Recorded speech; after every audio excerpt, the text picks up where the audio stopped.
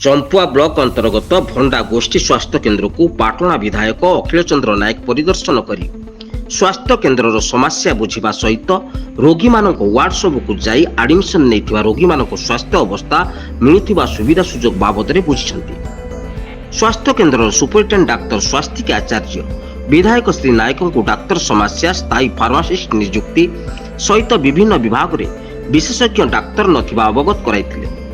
पूर्व परि स्त्री और प्रसूति विभाग में डेलीवरी पेसेंट को उपयुक्त चिकित्सा सेवा जोगैबा सहित आशु चिकित्सा उपरि गुरुत्व देवाकू दिग्दर्शन देथिले।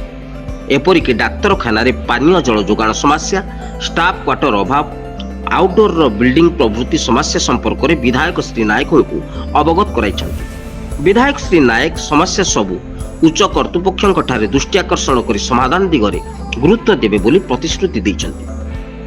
विधायकों सहित आलोचन में डाक्तर बंदिता नायक, बीपीएम रंजिता महांती, भंडा मंडल सभापति हेमंत महांत, सरपंच नयन नायक, महंत नायक, प्रदीप बेहेरा, नरेंद्र महारणा, वीरवर बेहेरा प्रमुख सामिल होइछन्ति।